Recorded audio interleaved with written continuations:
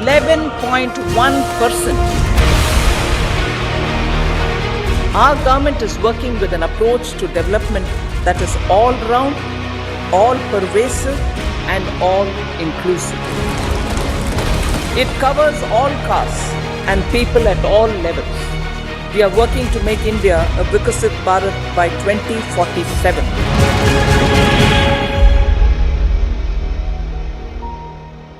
All right, so depending on which side of the aisle you're sitting on, this budget can be characterized either as lackluster or visionary. Let's get both sides of the aisle on this debate. In our first big face-off tonight on a special edition of Brass Tacks, Baijan Jay Panda is National Vice President of the BJP and Shashi Tharoor is Congress Member of Parliament from Thiruvananthapuram. Thank you very much, gentlemen, for speaking with us. So let me start with you, Jay Panda. The accusation from the opposition is that this was the last budget of Modi Sarkar 2.0. It's lackluster. It doesn't have any big-ticket announcements. How will you respond to that? It takes some gall to describe this budget as lackluster because it consolidates a decade of outstanding achievements of the Modi government and it is an interim budget after all, but still then there are extremely ambitious plans outlined. Of course, the much bigger picture will come out in July when the full budget is rolled out. But just think about this. India continues to be the fastest growing large economy in the world. Even the projection for the coming year continues to be that. It is celebrated around the world, attracting huge amounts of foreign direct investment, which have doubled in the last decade compared to the previous decade. It's not just a question of the affluent getting better off because average incomes have improved by 50%. You see the consumption in rural India to see how well Bharat has performed.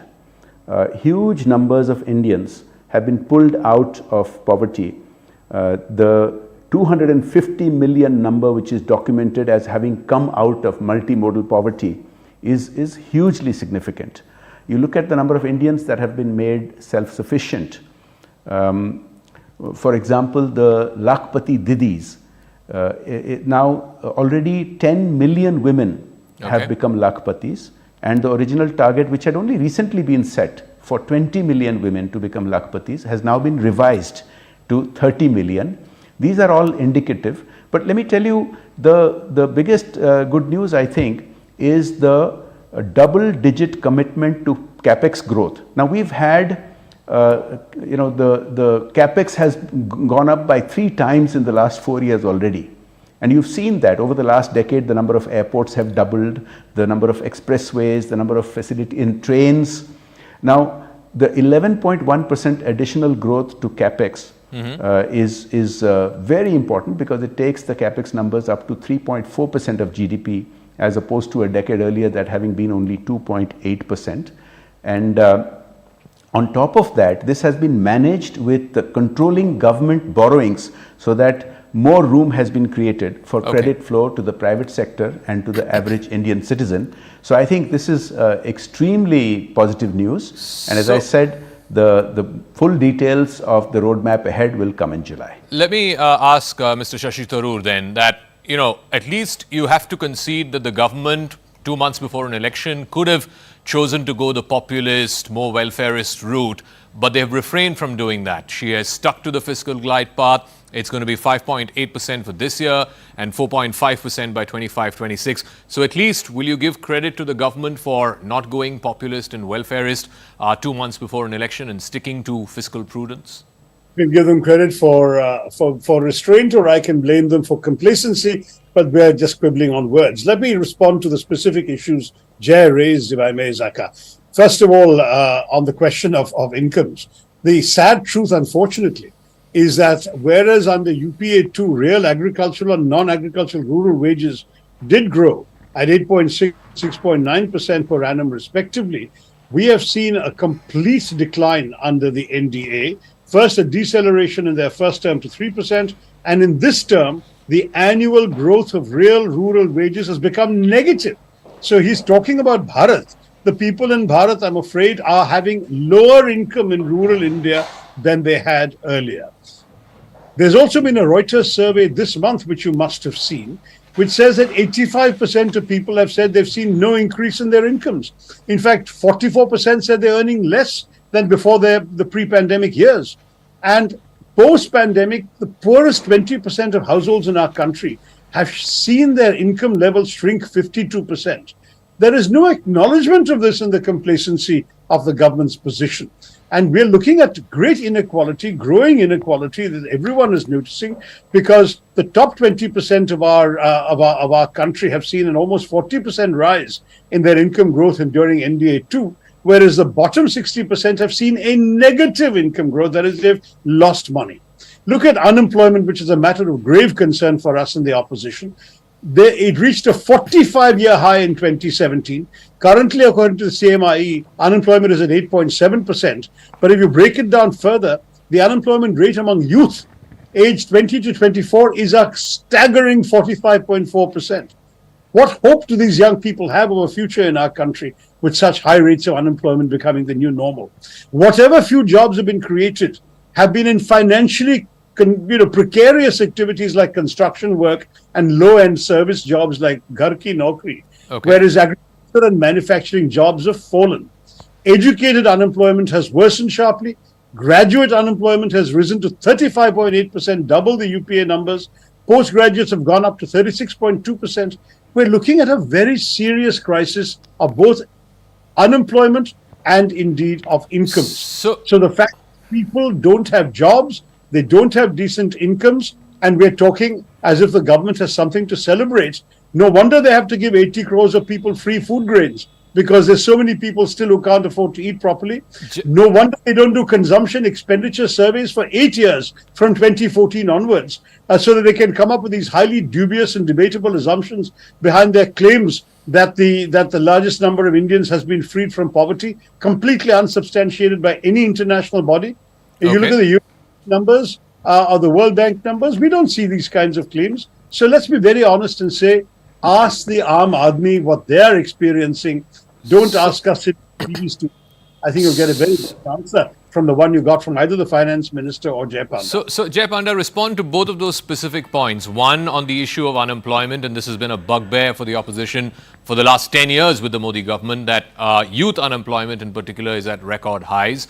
And the second issue, on the issue of rural incomes and rural wages, the opposition is claiming that there is evidence to show that rural consumption, rural demand is down. You can look at fast-moving consumer good products in the rural areas. It's come down. The sale of tractors has come down. So please address both of those concerns. Unemployment, particularly among young people, and two, depressed rural wages and demand. If all of this, what Shashi was saying and what you've just highlighted were true, it would have been a political catastrophe, which is not the case. You see the support that the Modi government and the Prime Minister personally enjoys throughout the length and breadth of the country. Shashi just made a casual brush off about the 800 million people that are benefiting from free rations.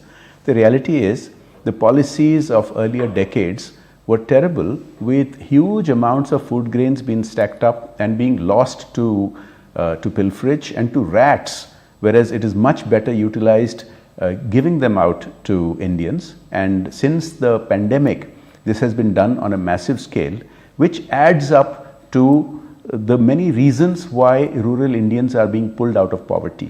And this 250 million figure is not seriously challenged by anyone. You've talked about unemployment. The reality is unemployment figures in India for decades have been a concern. But throughout the last year, in almost every month and most months, if you looked at the business newspapers, on many occasions, you saw that what has been a holy grail for Indian economic planners is to create 1 million jobs a month, million new jobs a month. And that happened several times last year. The most important fact is that jobs can't be created like used to be done in the Congress days by just creating government employment, which ran the economy down. Jobs can be created with investment, and jobs can be created with entrepreneurship. And that is happening in a massive measure. I talked about the Lakpati Didis. You look at Mudra loans. 43 crore Mudra loans have been given out of which 30 crores of them have been to women. And I think the number, if I don't have it wrong, is more than 22 lakh crores. So this level of entrepreneurship which is happening is what is pulling all these Indians out of poverty. Now you can quibble about most of the numbers, but the reality is that vast numbers of Indians are better off today than at any time since independence. Okay. And this is why India is being celebrated, as I said, around the world. Now, I'll just want to end with one more thing. This fiscal deficit that Shashi gave a sort of a partial compliment to is actually extremely important, because Indian governments have been profligate in the past, leading to high inflation, leading to low investment. Now, the Modi government turned it around and kept the fisc well under control until the pandemic hit, and then it went up to double digits, and after that again it has been brought back. Today's 5.8% number is being celebrated by economic commentators across the spectrum in India and abroad, and the commitment to take it down to 5.1% and 4.5% is extremely praiseworthy, because this single number, the fisc, has the biggest impact on inflation and the biggest impact on the sovereign rating of the country itself. Okay. And as I said earlier, the commitment to massive double-digit investment in Capex is big for an interim budget, but you'll see much bigger announcements coming in the July full budget. So, Mr. Tharoor, can you respond to that? Because when the Modi government took office in 2014-15, the Capex was a little over 3 lakh crores. Today, it's at 11 lakh crores. That's the target for the coming financial year. That's almost a more than 3 times jump in Capex, and that is good investment. That is what creates jobs. That is what creates demand across your tier 2 and tier 3 cities. That's one. And two, the other big bugbear that the opposition had with the government was on inflation. Today, inflation is under 6%. That's the RBI's sort of remit, or the RBI's zone where it wants inflation to be. And this compared to when the UPA demitted office in 2014, it was at double digits. It was in excess of 10%. So again, will you give the government credit for both of these, Capex spending going up 3 times and inflation within the range where the RBI wants it to be? I'll certainly respond to those, but let me also respond on some points Jay made that require footnoting. There is no question he's very happy about the Lakpati Didis, and so would I be. But let's note that 20% of the government's own Jan Dhan accounts created by them are inoperative, and nearly half of those belong to women. So not all women are flourishing, as Jay would imply. As for the Mudra loans, 83% of Mudra loans are under 50,000 rupees, which is not going to give you long sustainable growth and great economic advancement. When it comes to fiscal deficit, yes, it is right that NDA has got to 5.8% and is predicting 5.1, which Jay didn't mention, but I'm happy to give that to him. But let me point out that between 2004 and 2014 under UPA, the fiscal deficit averaged 4.63. So we actually did better without all the hoo-ha that we're hearing at this end. Meanwhile, with the NDA budget, which Jay says is being celebrated worldwide, let me point out that when the gross debt to GDP ratio crossed the 80% mark, the IMF expressed concern publicly about the fact that we have headed in that direction. So again, not all is well on the fiscal deficit. On Capex, I'm glad they've increased the amount. You'll notice that in my speeches on previous budgets, I have applauded that. I'm not complaining, but I'm more worried about the kinds of things I have pointed out to which there are no real answers.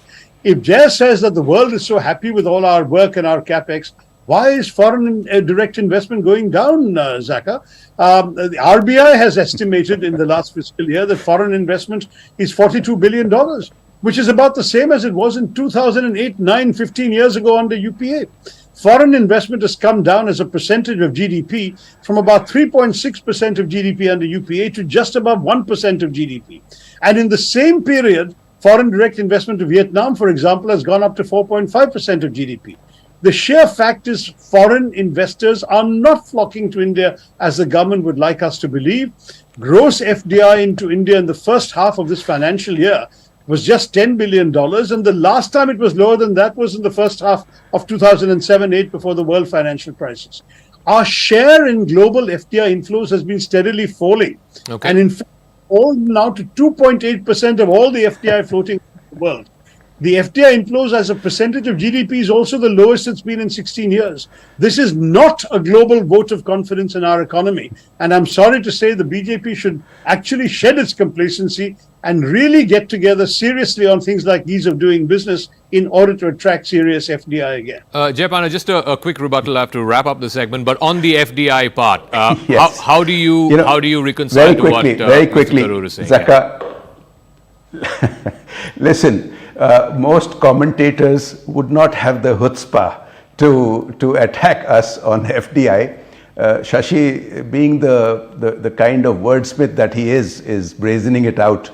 But let me point out, the reason that FDI as a percentage of GDP is declining is because the GDP is growing so rapidly, and also because domestic investment has finally picked up, and that affects the ratios.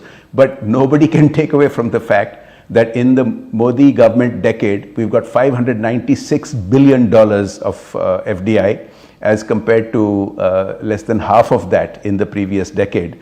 That takes some degree of brazenness. Now, when Shashi talks about 50,000 rupees loan being pittance, now that represents an elitism which is not true. In rural India, 50,000 rupees loan can be transformative, and it has been transformative, which is why you are seeing such large numbers of women and young men as well, who are transforming their life by becoming self-sufficient.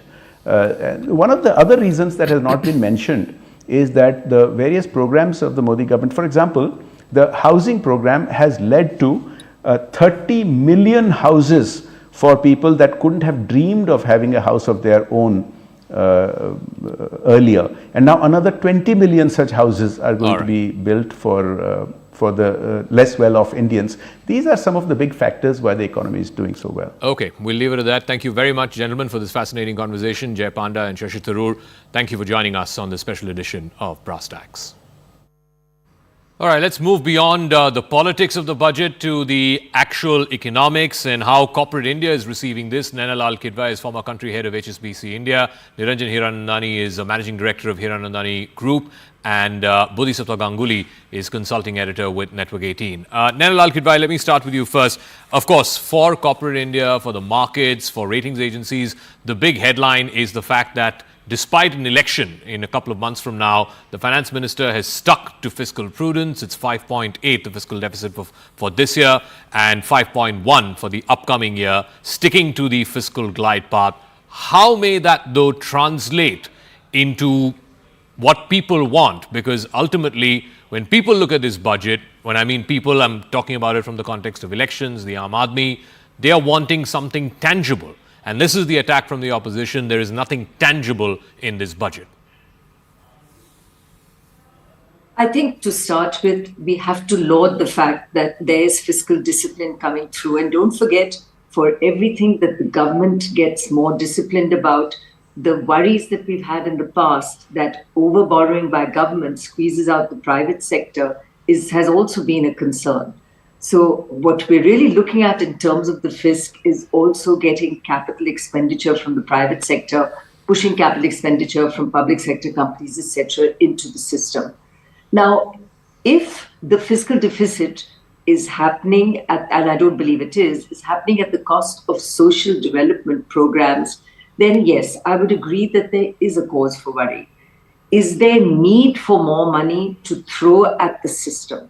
And I can tell you from experience, I have been working in water and sanitation through the not-for-profit I chair, the India Sanitation Coalition, that the absorptive power of the grassroots to even absorb the funds that are being made available through the states down to the Gram Panchayat are not indeed where they need to be. So, for example, in the sanitation space, the centre has released funding. Funding is sitting down at the Gram Panchayats in the state, but they are not being able to spend it. And the ministry, at the Jal Shakti ministry, got concerned that this money is not being spent, so has asked us to bring in private sector partners, not for the money they bring, but for their ability to make sure that these villages at the Gram Panchayat level can indeed be declared model villages by spending the money that government is providing to ensure. But how then do you explain, ma'am? I mean, the government says 10 crore toilets have been built,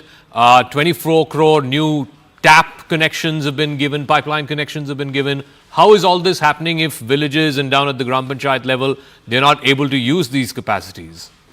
it's happening, but it's not happening at the pace the government is releasing the money at. So the issue here is that the government has a vision, has an ambition, which needs to translate down at the grassroots. And they are now looking at these public-private partnerships to bring in those that know how to execute at the grass level, namely the private sector, to lend a helping hand as well, which is how it should be.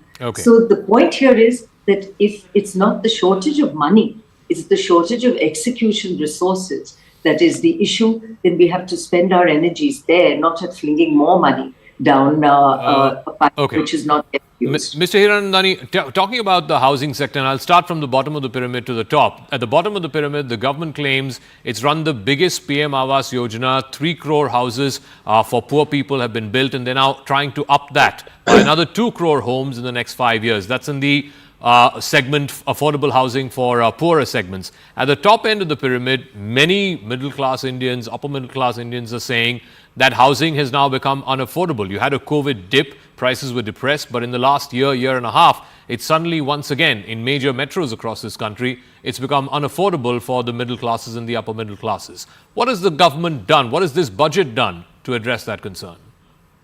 I think 3 factors, Mr. Jacob. The first factor is the fact that up till now, the PMAY scheme was extremely successful. May not be in the city of Mumbai and Delhi, but certainly in the rest of the country, it has been very, very effective. And they have successfully done the 3 crore houses. And these have been released through the financial institutions, which have ensured, unlike what Kidwai said about it just now in the toilet side, I can assure you that the money as far as the affordable housing scheme was well managed in terms of how it reached the persons who actually took the money. So affordable housing, we have not had a problem. The hit in the urban sector is very clear, and they have managed it perfectly. Number 2, that in the last 6 months to 1 year, the PMAY scheme was exhausted, as well as we had a double problem. The second problem was that interest rates went up. Earlier, affordable housing interest rates was 6.5%. They are now 8.5, 8.7. Now that 2% hike from 6% is unbearable in the affordable segment, and the EMIs are crossing the thing. And that is why 2 things need to be done. One, we need to bring back the PMAY scheme, which is what they are planning to do in terms of the 2 crore housing that is there, which is essential because otherwise you're going to have a problem in the affordable segment. And the second part of the entire thing is to bring down interest rates. Now, obviously, interest rates have got other factors which is governed by the RBI and the other inflationary issues that are there. So if you do and remanage both these aspects of it, I can assure you that as far as affordable housing, it will spring back. As far as middle housing and the luxury element of it, the growth has been more than 15% compounded this year. So there's been a huge increase both in terms of lending terms and others, and the affordable segment will come back as soon as both these factors are connected, one which is in the hands of the government, the other in the hands of the RBI. So, Bodhisattva Ganguly, Mr. Ganguly, you know, one of the headline features, again, of today's budget and indeed the last 2 or 3 budgets has been the spend on capital expenditure. 11.1 lakh crores, that's an 11% increase already to what has been a 3.5 times jump since the Modi government came to power. And yet, why are we not seeing that? It was conventionally said it's the public sector that has to lead the way as far as Capex is concerned, and then the private sector will crowd in. Animal spirits will be unleashed. Why aren't we seeing that? Certainly not to the degree that was expected. Yeah, thanks, Zaka. So I think it's true. I think there is some indication that private sector investment is picking up. See, typically private sector investment picks up when the capacity utilization crosses a certain threshold level. Let's say between 75% to 80% in most industries. And I think we have reached that level in many sectors. So we are seeing some investment happening. We are seeing investments, if you look at you are seeing investment in cement and steel, in paints, in some of the basic sectors. It is true that it's less than what you would want. Also, there are the PLI scheme has certainly had an impact. I mean, we now have a huge cell phone manufacturing industry in the country, a very large TV manufacturing industry in the country. 10% of iPhones are made in India.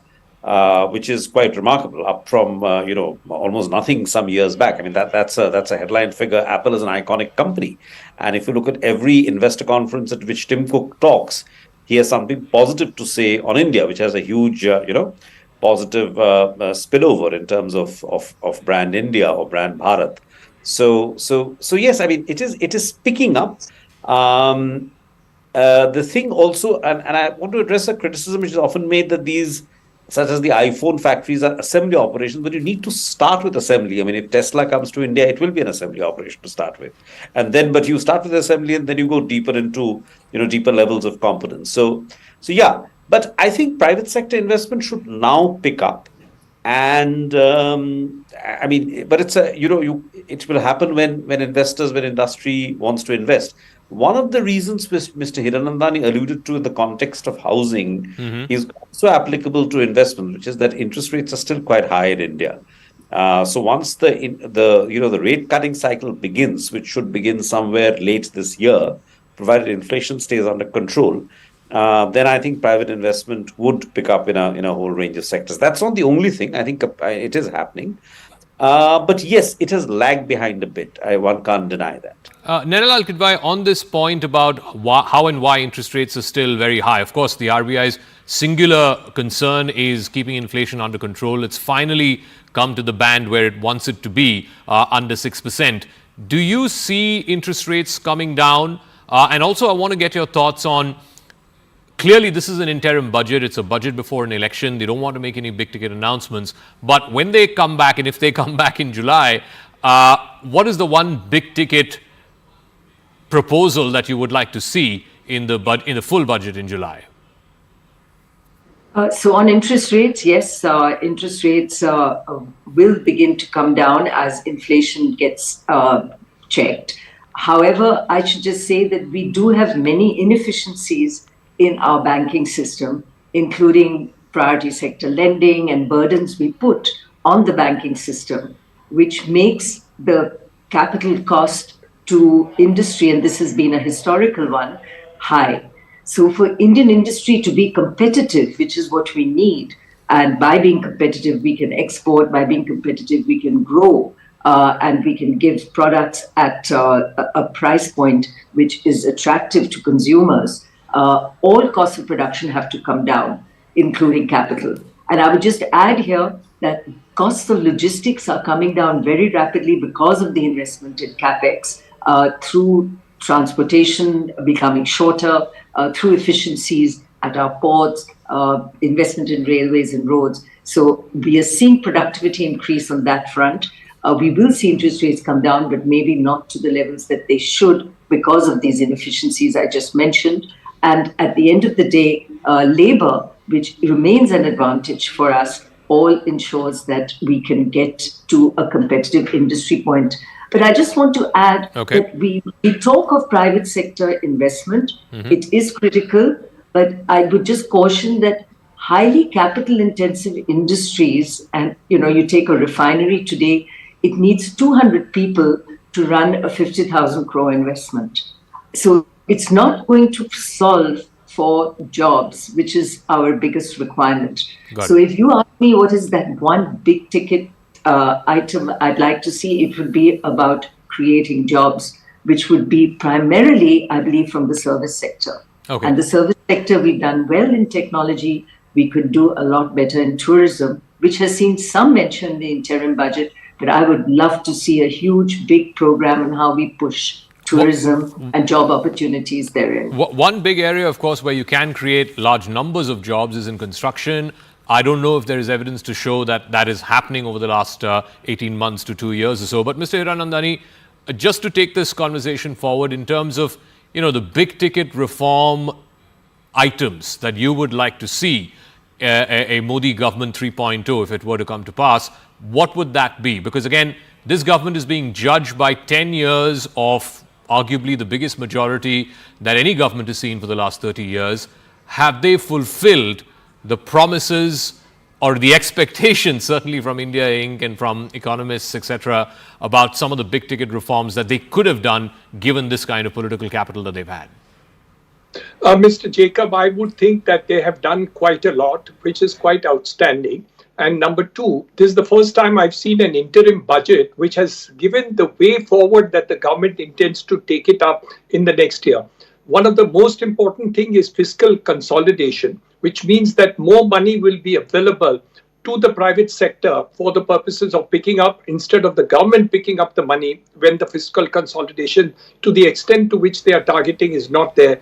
As Mr. Ganguly has also clarified this issue, in terms of what is going to be available in terms of Capex, this is going to be extremely important if the banks and financial institutions are able to lend over there more.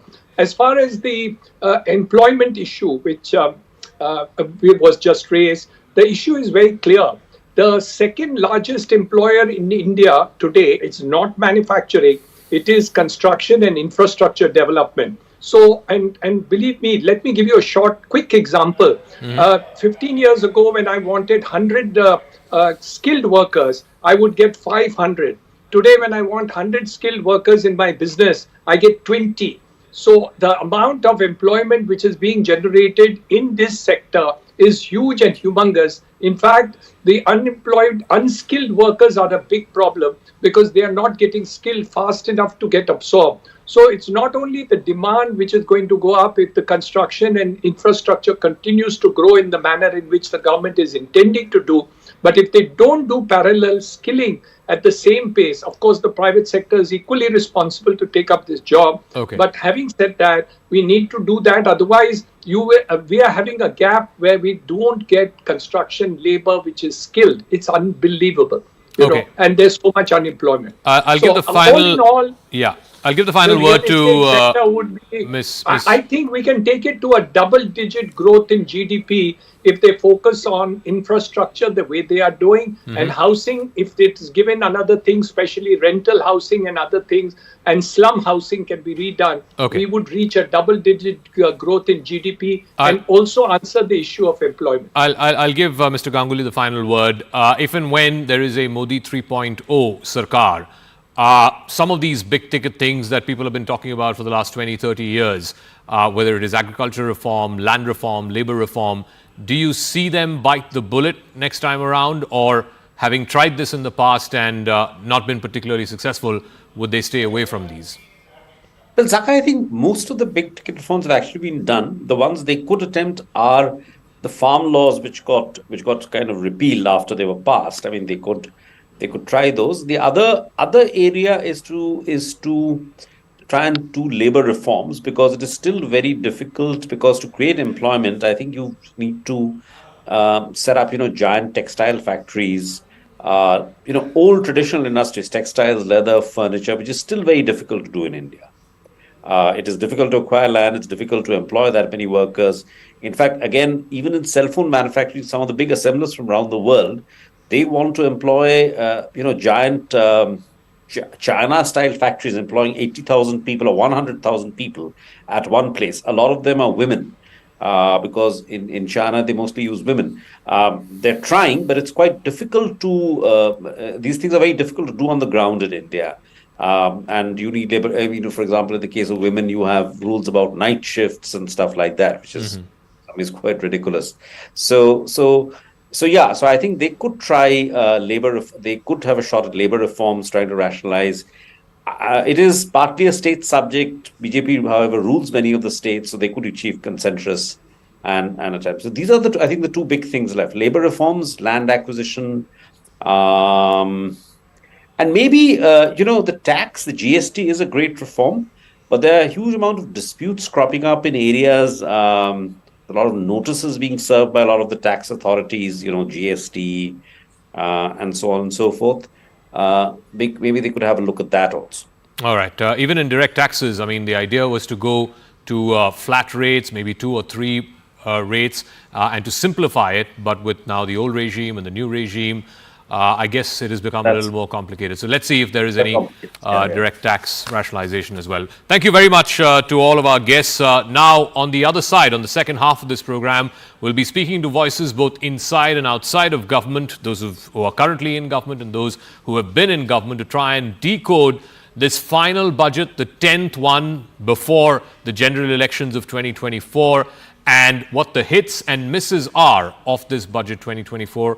I caught up with Hardeep Singh Puri, the Union Minister for Natural Gas and Petroleum, and also K.V. Subramaniam, who is the former Chief Economic Advisor. I do want to start off by asking you, Hardeep Singh Puri, this is the last budget of Modi Sarkar 2.0 before the elections. The opposition is saying it's lackluster, it doesn't have any big ticket announcements. What is your takeaway? What are you going to tell the people of India as to what this budget means and how you have alleviated the lives of ordinary Indians in the last 10 years? First of all, I would say to normal people, not those who have their brains in the wrong parts of their anatomy or have taken leave of common sense, that they should look at the 10-year track record of this government. If you lift 250 million people out of multidimensional poverty, if you produce 4 crore Pradhan Mantri Awas Yojana in Grameen and in Shahri, the urban parts, if you are able to register even 50% of what this government has done, that would be a great story. So for the opposition to turn around and make a statement that this is a lackluster budget, I think they are either living in a world of their own, because today the Modi government has demonstrated.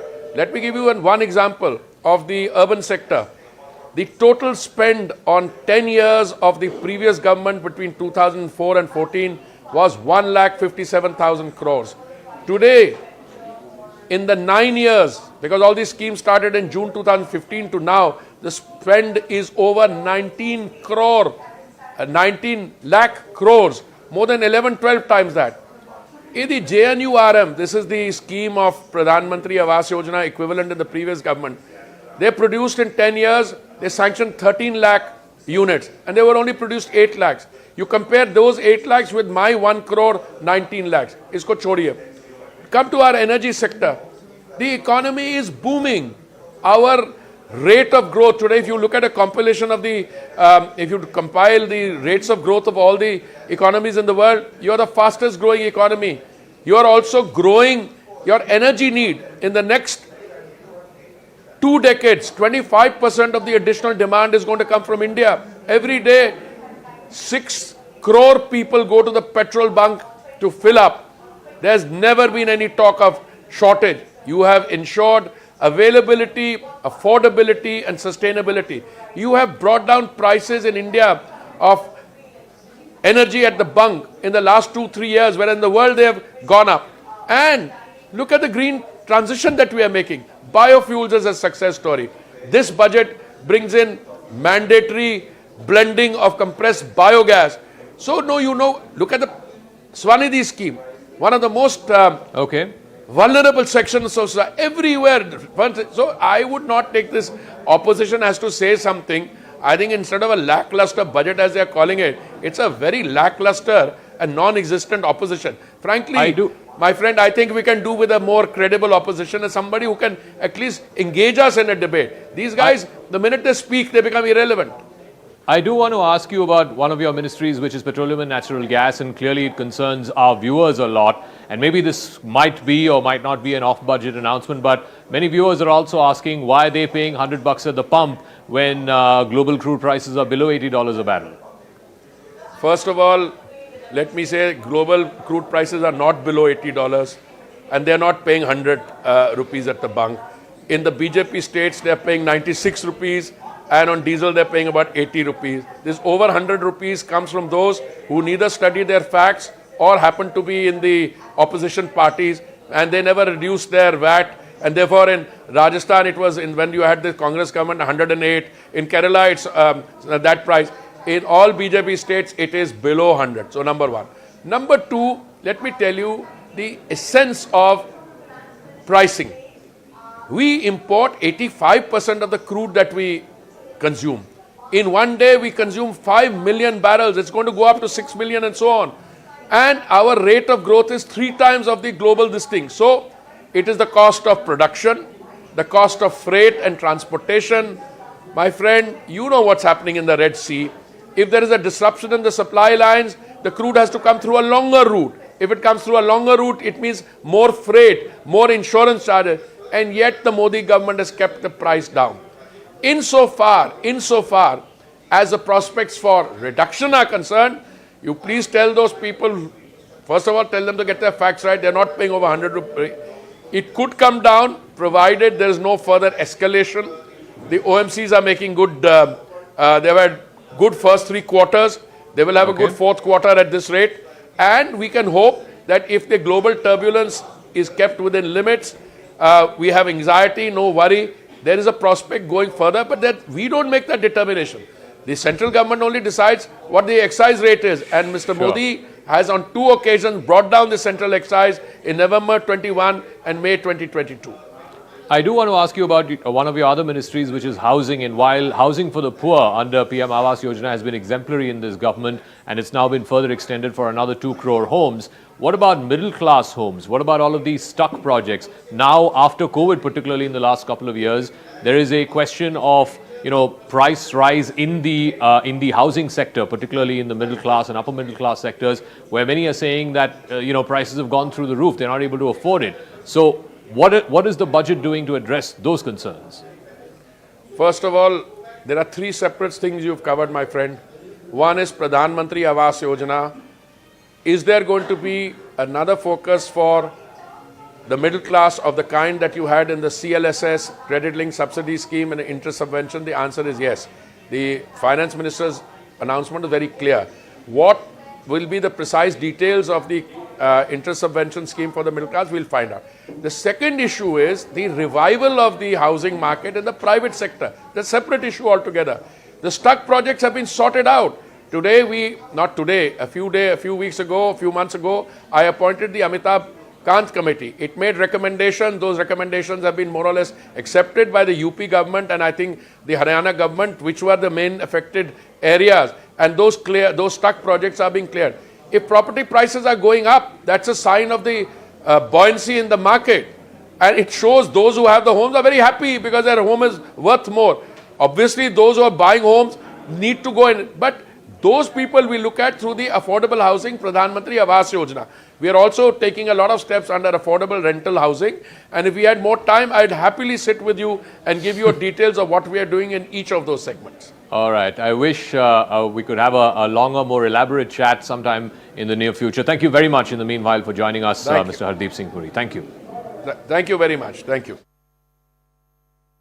To try and get an economic perspective to this, I'm now joined by the former Chief Economic Advisor, Dr. K.V. Subramaniam. Thank you very much, Mr. Subramaniam, for speaking with us.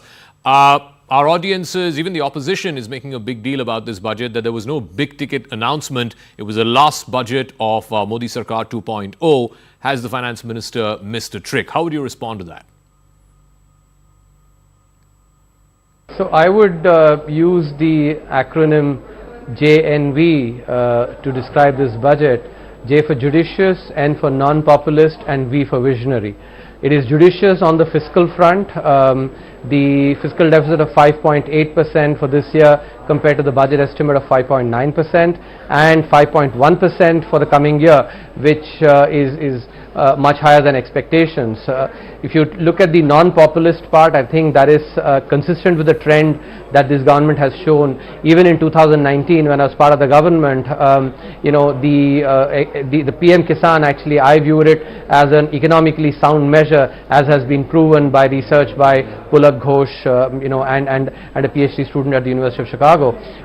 So it is non-populist, and that's trend setting consistent with this government, and it's visionary, particularly because of 3 things. One, if you look at the capital expenditure increase, an 11.1% increase, which amounts to 1,11,000 crores, which is a large sum on the back of a 35% increase, in the last year. Second, the important, and I think to me this is a very visionary move, which is the 1 lakh crore, funding of zero interest rate 50-year loans for innovation and research. Yeah. I think that is a very important move, because if you would recall, in the 2020-21 economic survey, we had shown the areas that India needs to work in order to become a more innovative country. For the first time in 2020, India had broken into the top 50 countries in innovation. If India has to be a top 3 economy, then certainly we need to be in the top 10 in terms of innovation, and I think this particular move will particularly be visionary in providing momentum on that side. I do want to talk about Capex, and you said, of course, the big takeaway is an 11% increase, 11 lakh crores plus is the capital expenditure. But this is a government that's been in power for the last 10 years on the back of 2 big majorities, and some of the big ticket reforms, food, fertilizer, fuel subsidy. There is a recent study to show that we're pretty much, in absolute terms, pretty much at the same levels as we were 10 years ago. So why hasn't the government bitten that bullet and gone ahead for these big ticket reforms? So, I think that is an incorrect number to say, because when you look at subsidies, you have to actually look at them as a percentage of GDP, and the fact that, even with a 11.1% increase in capital expenditure, the fiscal deficit number has actually being budgeted at 5.1% with very conservative, assumptions on nominal growth at just 10.5% and tax revenue growth at only 11.9%. In my opinion, actual tax revenue growth will be in excess of 13%. So I think that shows that clearly there's been expenditure compression, which also is indicative of many of the subsidies actually being rationalized. I think the major component of subsidy now is essentially food subsidy. Fertilizer subsidy has been rationalized far more. So I think it is incorrect to say that the subsidies remain where they are, because as a percentage of GDP, which is what you should be doing, because numbers in a larger economy, I think you have to normalize by the GDP. As a percentage of GDP, clearly that has declined. In fact, one final word, Mr. Subramaniam. Implicit in what the finance minister said in a speech today is that they are hoping, and there's an expectation that the Modi government will come back for a 3rd term. If and when they do you see them touching the big untouched reforms, the big ticket reforms, whether it's labor reform, whether it's land reform, even agricultural reform, which the Modi government tried through the 3 farm laws, but they had to roll back those laws? Do you see any of those big ticket items being touched if the Modi government were to come back for a 3rd term? On the labor reform, that has already been done. The legislation has been passed in Parliament, and that is where the maximum political capital gets invested when the bill is brought in Parliament. Now, what is left is it's in some sense the tail of the elephant, which is passing the subordinate legislation by coordinating across all the states. And I think that is an aspect that I would expect and also urge the government to do it to expedite as soon as it comes back to power, because that will make a big difference in contributing to Make in India. At the same time, when it comes to land and agriculture, my sense is that that will be left to the states to try and do. I think because it has been tried at the central level, and there was opposition to that. Unfortunately, so especially in the context of agricultural reform, I think it has certainly benefited the small farmers significantly. But be that as it may, now I think it will be left to the states to go ahead and do that. All right, Mr. Subramaniam, we'll leave it at that. Thank you very much. K.V. Subramaniam, former Chief Economic Advisor to the Government of India. Thank you.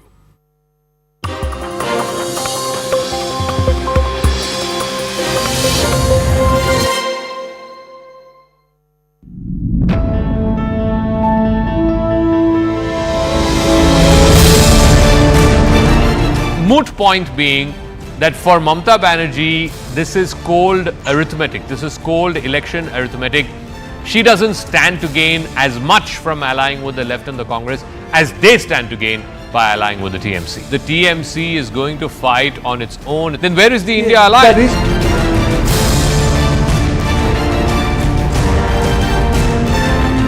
The Vigraha, which is going to be there now as Ramlala Virajman, what did you feel? I had tears in my eyes. I cried, to be very honest. I don't know why. It was there. Jai Shri Ram.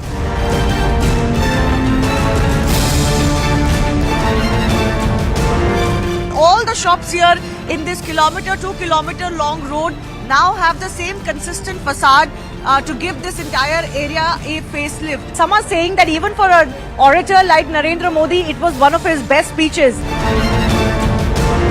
This is a Nyaya Yatra, isn't it? It's about high principles of upholding justice, delivering justice and upholding the law. But the person in the middle of your frames stands accused today, sir, of breaking the law.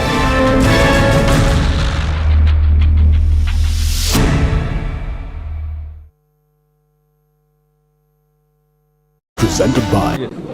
The immediate reaction, thank you for joining us today. The immediate reaction would be that the consolidation of the fiscal deficit, and I think our recommendation initially was 5.4%, but it's a 5.1% is obviously a very significant step forward.